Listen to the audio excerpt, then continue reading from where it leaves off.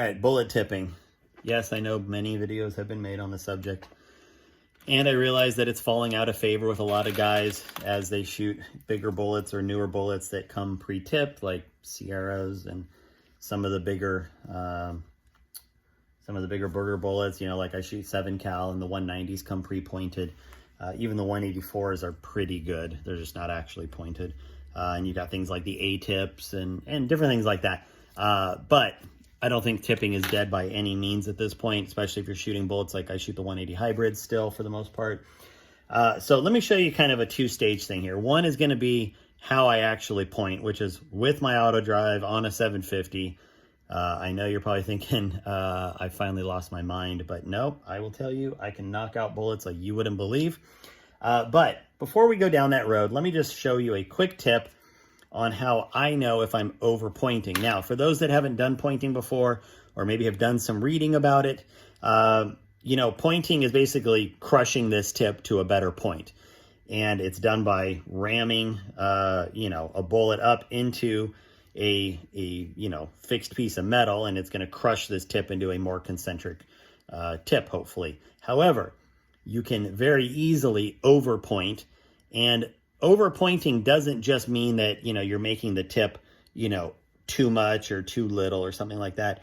You can actually crush the bullet and make a bulge in the bullet that you will never see. So how do we know if we're overpointing or, you know, destabilizing the ballistics of our bullet? We're going to use a bullet comparator. So this is a trick that a couple of shooters who are far better than me taught me. And what we do is take, I happen to use the smallest bullet comparator I can buy, which is a 17 cal. I know some of the guys that do this use a 22 caliber. Some guys will actually use different comparators and actually test different positions along the bullet for bulge. Whatever you want to do, you're going to figure out what works for you. I happen to use the smallest tip possible so that I am testing as high up on the bullet, because I think you see the movement faster up there if you are crushing the bullet.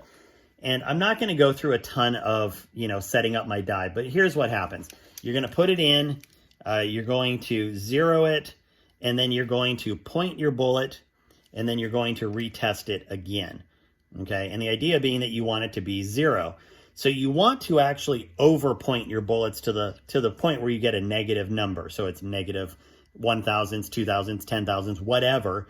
And then start backing your pointing die out, you know, like using the micrometer to back it off until you get back to 0. Then you know you're kind of at a go, no go point with your pointing. And from there, you can do your testing. So for me, I actually go to that 0 point and come back about 10 to 15 thousandths on the micrometer here. And that happens to be where I like to point. Now, I've done testing to find out where I happen, you know, whatever you want to call it. The combination of how I reload just makes it where that works the best for me. You may find that at the 0 point, which is sort of a razor's edge on the tip, is where you like, or you might want to go even less bullet pointing. Maybe you just want to barely touch that bullet. Some of it could also have to do with whether you are aggressively sorting your bullets or not sorting your bullets at all. Maybe you're not sorting your bullets and you just want to put a little tip on all of them to make them all just a little bit better, but you don't want to worry about sorting. You might back it off a bunch more and feel good about it. So anyway, I'm not really here to debate the merits of how or why we tip. I just wanted to show you a quick little tip on it. And the other thing is I prefer the Hoover. That's just a personal preference. You know, one of the reasons is, one, I think the die body is just phenomenally made. Also, you can buy all of these lovely inserts for all different bullets, different calibers, different bullet-specific contours. It's something that the competition just doesn't offer. I also really like the die body design, like I said. I like the micrometer on top. I like how beefy it is, and I like how it works. But, you know, Whitten makes a great die too, and a lot of people really like his. So, you know, see what you can find, see what works for you. But now, let me show you how I actually point my bullets, which is with my AutoDrive. Now, I am actually using this big cast iron base because there is a gap in the shell plate that the bottom of the bullet is going to fit perfectly in, and you can see it stands up right there.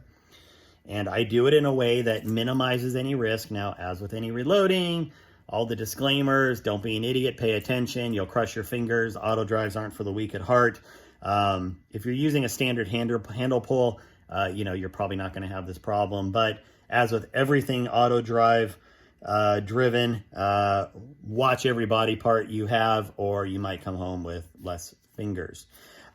So that being said, I run the longest possible bottom dwell time, which is a 9 on the index speed, and I run very little top dwell. I put a 3 on it. That's how I happen to like to run it. And so here's what I do. This thing's just going to go, and when it gets to the bottom, I just stand my bullet up, and there it goes. Now, once you kind of get in a rhythm with it, it's just going to go like that. Once in a while, I'll miss a rotation. I'd rather miss a rotation than slam my fingers in there. But it's just very nice and simple. Oh, that one I wasn't ready for. If I don't feel like the bullet's going to stand upright or something, I don't bother doing it. But, this is a pretty, a pretty relaxing way to point bullets. And, I can knock out 500 in very little time with very little effort. I'm not having to pull a handle or anything like that. But even if you have to pull a handle, whether you're using a Dillon or a Hornady or something, just know that there are ways to use a bullet tipping die on a progressive, as you can see here. So, this is what I do. And it goes very quickly. I try to keep it as safe as possible by, again, keeping my fingers out during the up stroke. Certainly don't want anything to happen to my fingers. And we just move along like this. So, if you're doing pointing and you have a progressive, no matter how you're using the progressive, just know that you definitely have some options. And what I've done is, this is my brass prep tool head. And all I do is screw this die out when I'm done. Because I'm using station 4, and then 5 is just an expander mandrel that doesn't even come down. Like the bullet comes off before it ever goes up into that expander mandrel. So all I care about is station 4. Nothing else on my brass prep is affected. And then when I'm doing actual brass prep, I just take this die out and we're good. The die ring is locked down. I get the same reset point every time. There's really nothing to worry about. So, ta-da! That's how I do it. Maybe you learned something, maybe you didn't. Maybe you enjoy watching it. Maybe you're hoping I crush my fingers, but I didn't, because I'm safe with it. All right, see you later.